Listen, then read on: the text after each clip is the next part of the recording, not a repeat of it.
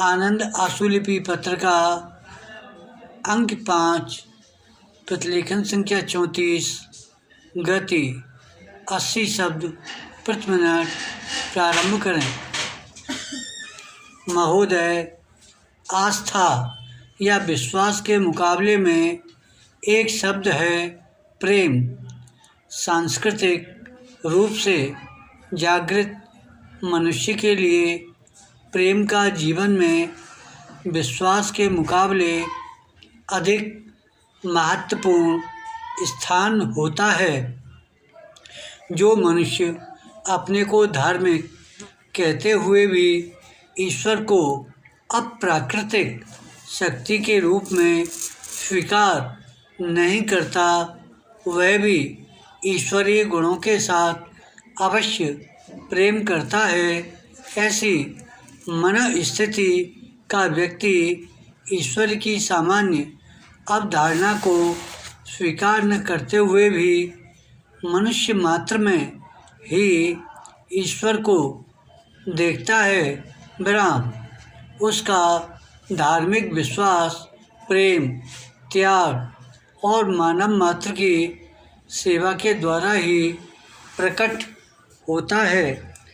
धर्म का वह मानवीय रूप संस्कृति का समानार्थी प्रतीत होता है। धर्म जब अंधविश्वास और कर्मकांड की संकुचित और सीमित परिधि से बाहर आ जाता है तो अपने व्यापक अर्थ में उसकी अभिव्यक्ति वसुधैव कुटुंबकम की भावना के द्वारा होती है। इस प्रकार मानवीय मूल्यों पर आधारित धर्म को संस्कृति से भिन्न करके नहीं देखा जा सकता।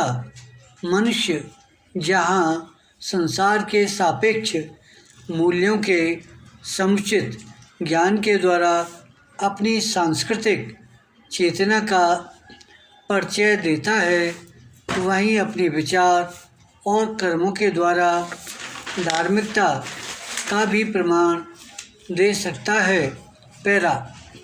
जो धार्मिकता विचार और कर्मों के द्वारा अभिव्यक्त नहीं होती, उसका आधार प्रेम, सेवा और परोपकार न होकर धार्मिक कट्टरता और अंधविश्वास हो जाता है।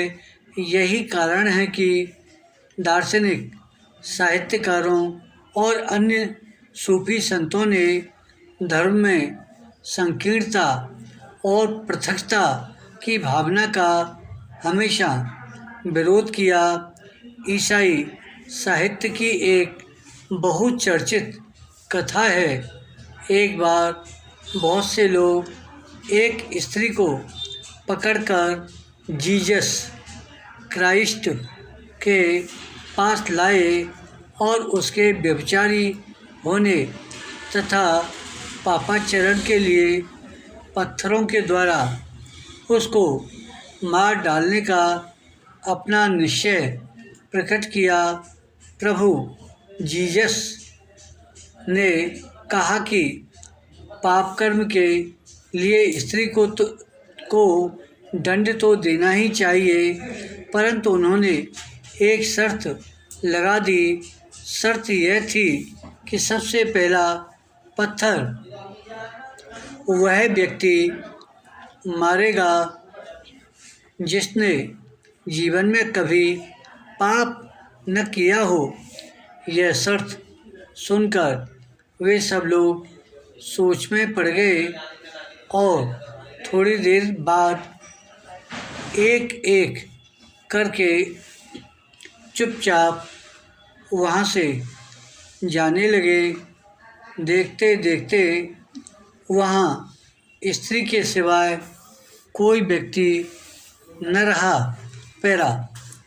करुणा, आत्मनिरीक्षण और प्रेम संस्कृति के मूल तत्व हैं और यह धार्मिकता के भी मूल लक्षण हैं।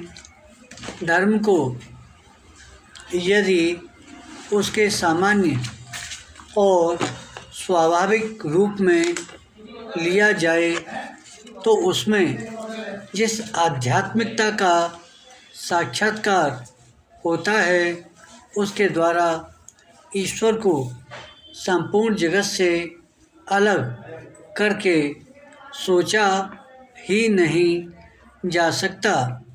ईश्वर परम सत्य का पर्याय है और सौंदर्य परिपूर्ण प्राकृतिक जगत को हम असत्य नहीं कह सकते।